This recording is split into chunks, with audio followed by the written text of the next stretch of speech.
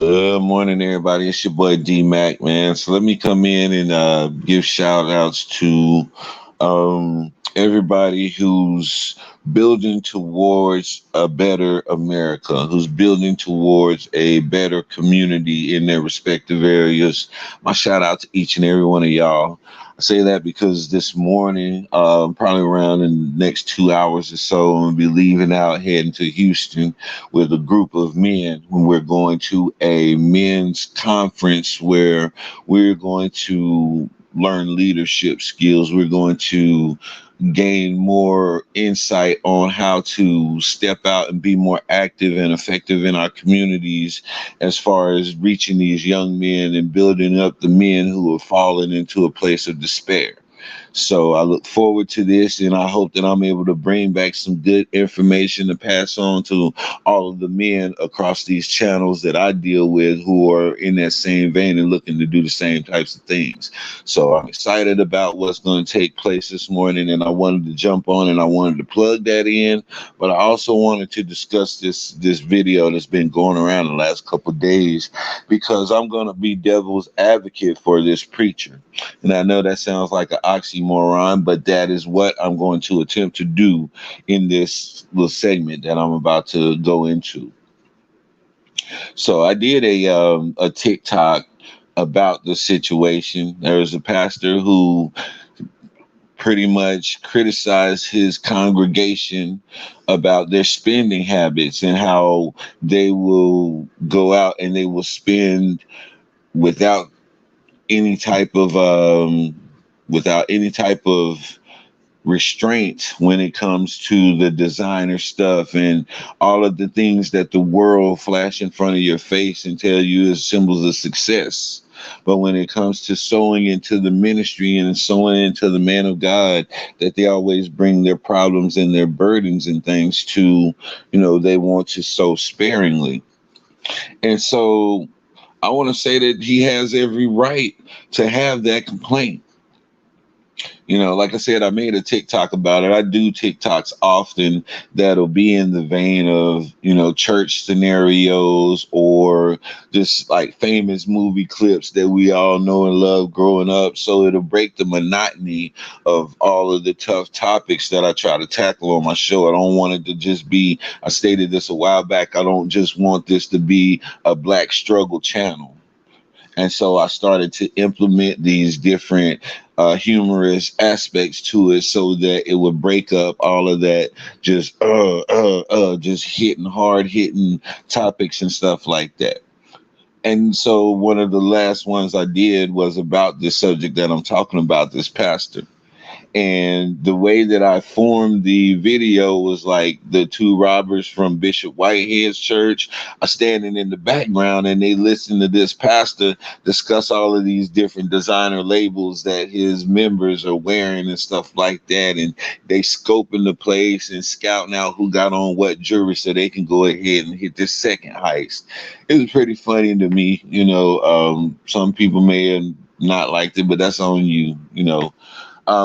But I say all that to say this. Where you find a man's heart is also where you're going to find that man's treasure. And a lot of people' heart is out here in these stores. A lot of people's heart is in these restaurants and stuff like this. And the preacher wasn't lying because I've done exactly what he said on many occasions. And I'm going to be real about it. I'm going to be open and transparent. And if I go to a ministry and, the collection plate is going around, I'm not putting no big bills in there. That's just me. For one reason, I'll say this. Um, anyway, the word tells you to be a cheerful giver. So if you're not giving from a place of I want to give and I feel good about this and I'm happy to give this. If you don't have that in your heart whenever you reach into your pocket or your purse and put that money in there, anything that's attached to that is going to be null and void. Because first and foremost, he wants you to be a cheerful giver. So if you're giving from a place of anger or a place of I feel obligated, and if I don't give this, then I'm gonna feel bad and be depressed and all of that. That is not what God wants. He wants you to give freely. He wants you to be able to give and feel good about it, and be happy that you're helping to further the kingdom. With that type of attitude is what he wants us to give. And when we talk about giving, people always automatically tie it to money, but that goes for your time, that goes for your talent, that goes for anything that you have to offer unto the Most High in the kingdom. But we will go in and we will go in and we will drain and take anything we can from the ministry to help us to make it through our next day, make it through our next week sometimes. We go in and we utilize everything in these ministries. And I'm referring to ministries because when you say church, you got those super sanctified, smart people out there. When the church is the people, not the building. Well, we're talking about the building. We're talking about the place that you go every single week that needs upkeep, that needs maintenance, that the light bill has to be paid, that all of these little amenities that you enjoy in these places, how that gets paid. That's what we're talking about right now for the smart people.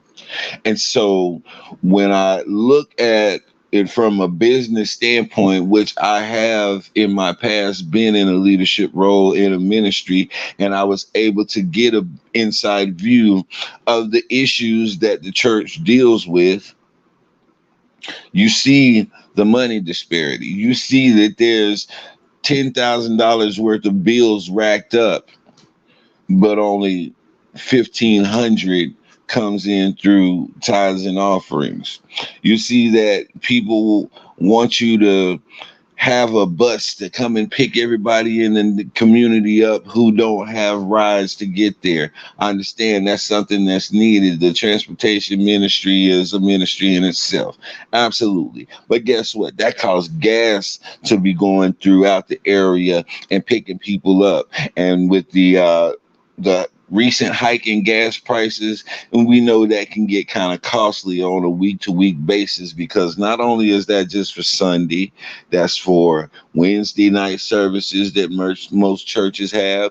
If they have any special services that they want the people to have transportation to, that bus is running, that vehicle is running. And it costs money. It costs money to keep the maintenance up on it, just like your personal vehicle. It costs money to keep gas in this vehicle so that it can go forth and do what it has to do, picking people up. It costs money to keep the AC and all of those things inside running so that people are comfortable when they get to church. All of these different things cost money, but people think this money is just supposed to fall out of the sky like manna did back in the days. And this is what this preacher was talking about. Now, the things that he was listing off was things of the world, things that he see his parishioners wearing when they come up in there. They all stylish with their Gucci, with their Prada, with their Fendi, with their Steve Madden, with all of these different labels out here that symbolize success, which the word often speaks about, especially when it comes to the leaders. Says they wear the finest of garments and they want to sit at the head of the tables and they want to be acknowledged by everybody as they come and as they go.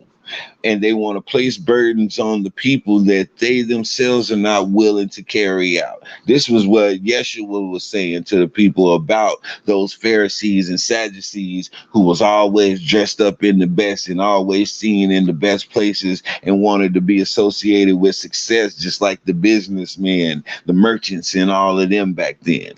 Wanted to be in that upper scale echelon. That's what Yeshua was talking about. And so this preacher, he was going on and he was naming off all of these different things, but he wasn't saying that you're not buying me these things. He's saying, am I not worth your Red Lobster money? Am I?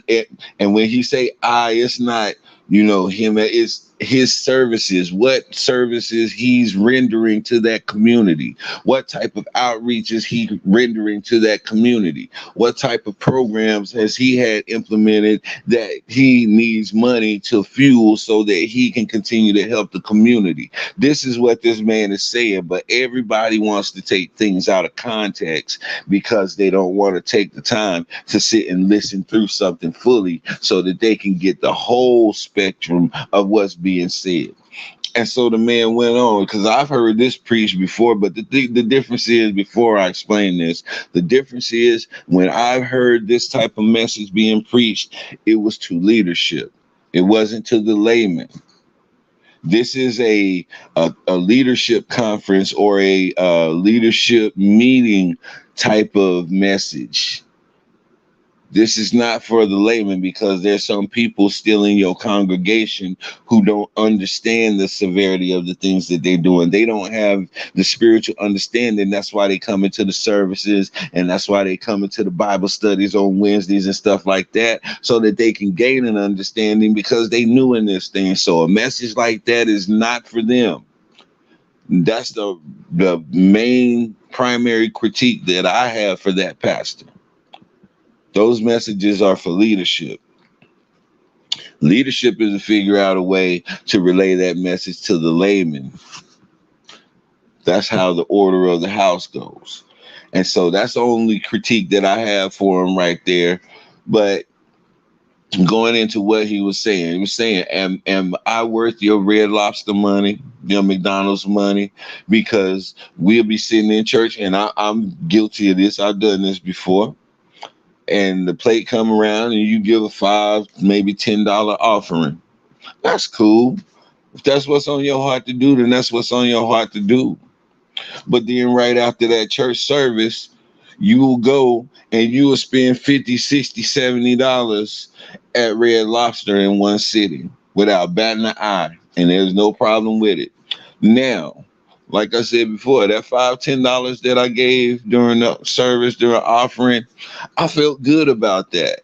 But for me to leave that service and then go to somewhere where I'm spending money on something frivolous, like Red Lobster, like McDonald's, or any of those places to eat, and I'm spending at least 5 to 6 times the amount that I could have given to further the lights being on in the church, or I could further the napkins that need to be set out for people who crying and snotting and all of that stuff, or the all of the paperwork that comes down through the ministry, like the eulogies for funerals, or a program to let you know what's going on in the ministry, the bulletins and things. Like, all of these things cost money, and people don't understand that. They want to come in and they want everything to be nice, and they want everything to look good and professional, but they expect it all to come out of the pocket of the leadership, I suppose.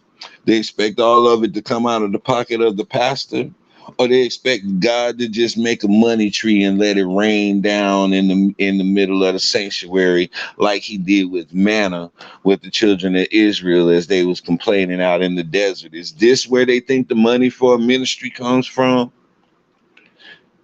So I can see his frustration. I can see the frustration whenever you are trying to figure out how to pay the light bill so that the people will be able to come in and be comfortable at their next meeting and have some air and have lights and all of the things that they complain are not working in the ministry, but they want to lay $2 in the plate. They want to lay $4 and $3, all of the loose change in the bottom of their purse. That's what they want to throw in the plate, and then expect to have this big luxurious sanctuary and all of that stuff.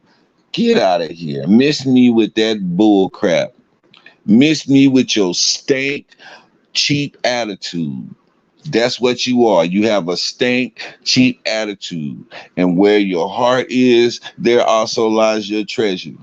And so your heart is more into Red Lobster. Your heart is more into McDonald's. Your heart is more into everything outside of the place where you come to get your spiritual and your emotional needs filled. That's out of balance. There's something wrong with that picture right there. There's something very wrong with that picture right there. And whenever God lays it on the heart of the man of God to speak out about it, like I said, that should be in an environment of leadership, because people who are in leadership are generally people who are mature in ministry, and they're able to take these type of critiques and work those things into their regular routine of trying to fix and make better and build up in these areas. So like I stated before, I feel like the message that they put out there was a message that is to be preached to leadership during leadership conferences, seminars, and things of that nature. But to have this type of message or sermon to go out amongst the regular layman, I think you should use discretion on that. So I cannot stress that enough. But at the same time, he wasn't lying. Everything that he said, whether you like the way he worded it or not, was absolutely true. And this critique has always been a major critique in the black church. Not so much the white church. White people know how to give. They know how to put that in their budget. That has become a bill for them, what they give unto the house of God.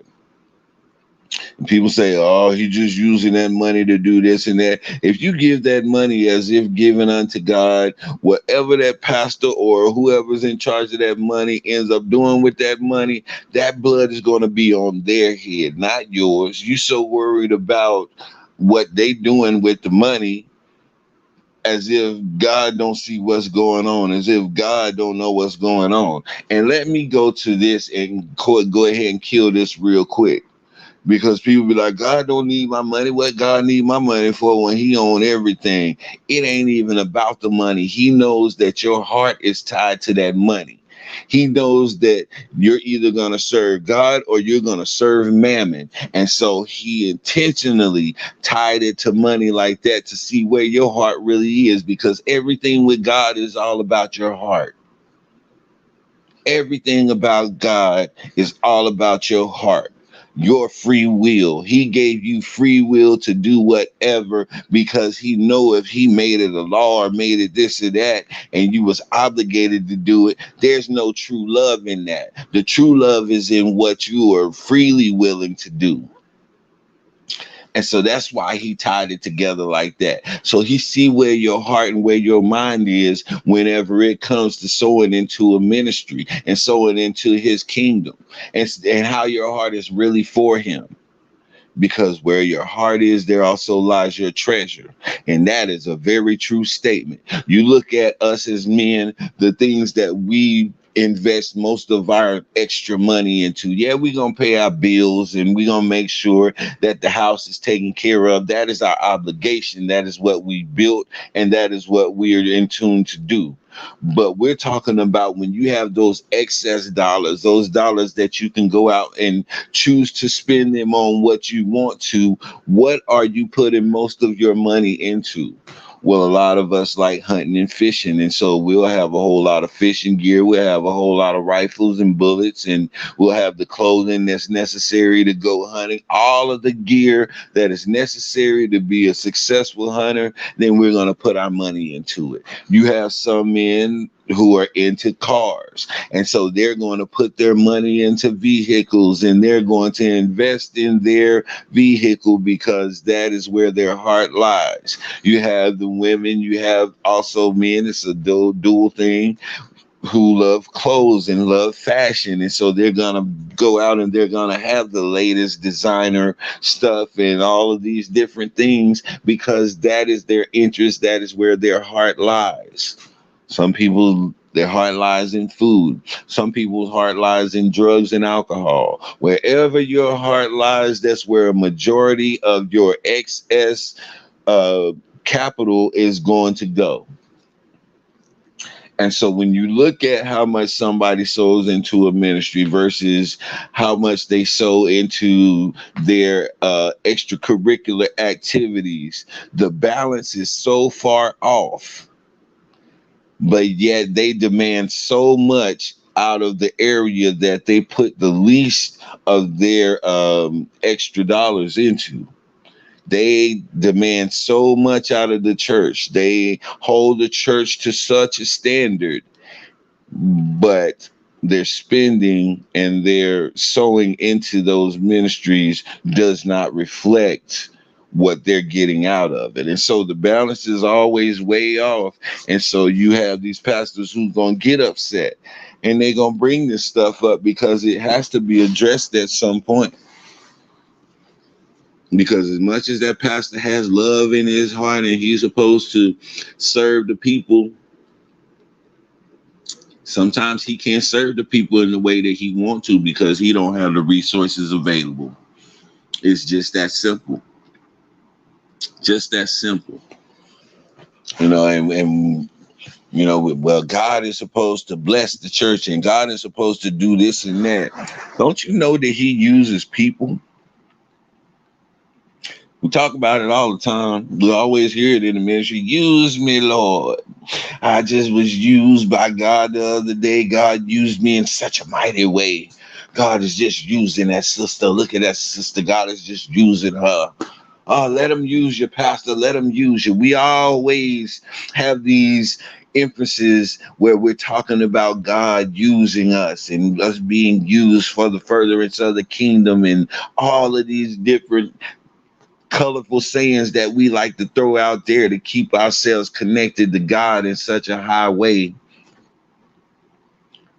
But if you really look at your actions towards the time that you spend with God, the time that you spend in ministry, the how much of your talent are you putting towards ministry and putting towards God's people to be able to help out the ministry? How many are really doing that? And at what rate are you doing that? It's always going to be a disparity. You feel like if you go to the church on Saturday and you help clean up a little bit, oh, I went above and beyond. No, no, no, you have not. No, you have not. Sorry to say, no, you have not. And so we will continue to have these conversations, and the only people who get offended by these types of messages are the people who are so caught up in the things of the world and who really, really try to just explain their way out of it and try to justify their lack of support of the ministry whenever they want to be seen as somebody in an important place in the ministry. That goes to leaders. You have leaders out there who sow sparingly, and then when they reap sparingly, they have an attitude and they want to go look for a new ministry so that they can leech off of them, because that's all they are, spiritual leeches. I spoke about these people before. They will come in and they will drain everything out of you physically, emotionally, mentally, spiritually, and so forth and so on. And they will place all of their burdens on you and they want you to carry all of these burdens with them, but they have nothing to give in return, even though they do have something that they can give in return, because all giving is not monetary. I'm going to keep on stressing that because we have this tendency to always associate giving with money. But I'm talking about, we have time that we can give, we have energy, we have skill sets that would definitely be helpful in ministry, and people will not give it for nothing in the world. You're the worst. You're the worst. What is it at Christmas whenever you have when you're giving a gift, but you don't know who you're giving a gift to? Whatever they call it, I forgot what they call it, man. But you are the worst at that. You know what I'm saying?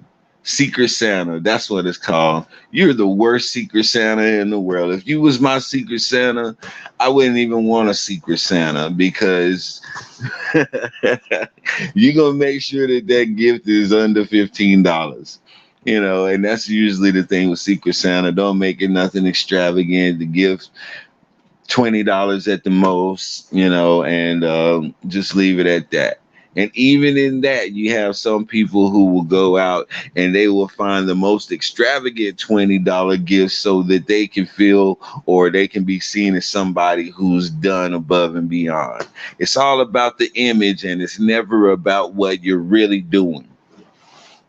So people are stuck on creating an image in ministry or creating an image in the community, and they're not really putting in the work that warrants the type of image that they want the community to see them as. That's a great disparity. That's a great imbalance. And everything is about balance. If you go back and you study and you read all of the teachings of Jesus and the parables that he used, everything was about balance. It was about balance. It wasn't about everything being one-sided over here. It was about balance. You're gonna have good wherever good is, evil is lurking. There's balance in that. Whatever God creates, Satan's going to create a counterfeit. There's balance in that. Everything is about balance. You're not going to be 100% good and not do anything wrong. So that's why grace and mercy is there. So there's balance in that. Everything in your spiritual life is about balance.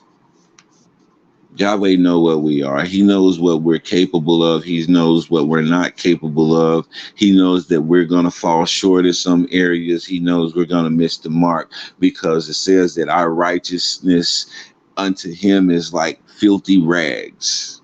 So what we feel is our best and what we feel like is spiritual perfection on this plane in God's eyes, that was a good try.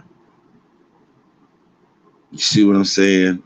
And so I play devil's advocate for this preacher because everybody's out here calling him money hungry and he just another one of those old pimps and he pimping these people. And no, sometimes you have to come down on the leadership in your ministry and let them know that, hey, this stuff costs money and coming out of my pocket is not the ticket. Just me taking on most of the bills and having to come out of my personal pocket and pay these things and close this gap and meet this money disparity in these areas, or the need for a piano player that has to be paid for. Guess what? Musicians in the church, they make money. They get paid to play.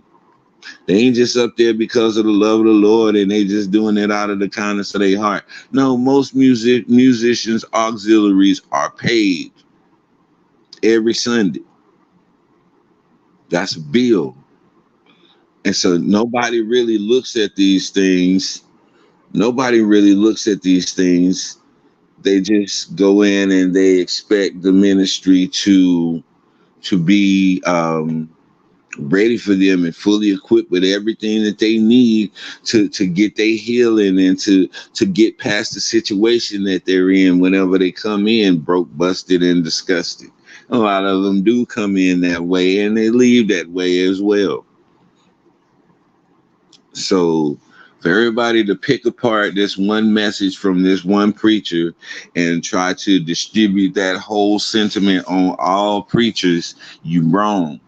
You're real wrong, and you just want to justify your trifling attitude and your poor spending habits whenever it comes to your spiritual health versus your natural wants. So, yeah, I'm not straddling the fence, and a lot of people will say that, oh, you straddling the fence because you trying to play both sides. No, like I said in the beginning of this, I'm devil's advocate. I'm the one who's going to bring forth that point of view that you're not looking at because you're blinded by the dollars in your eyes. Yeah, that's what I'm here for. I'm that voice of reason, that voice of, well, what if? I'm that voice that says, well, actually, yeah, That's what I'm attempting to be at this time. So like I said, go in and check out the little TikTok video that I did. It's just humorous to me. And it also paints a picture. You shouldn't be discussing church business just in front of everybody like that.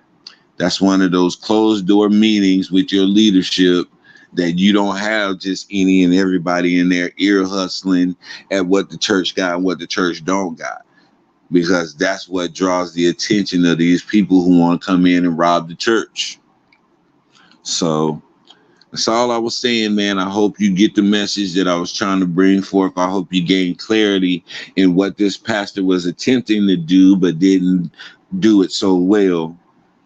And back up off the church, man, with y'all preconceived notions and y'all judgments, because you ain't in no good place or position to speak on anything like that. So this is your boy D Mac, man. Y'all know what I say. Sticks and stones can break your bones, but the word can always heal you. I'm out.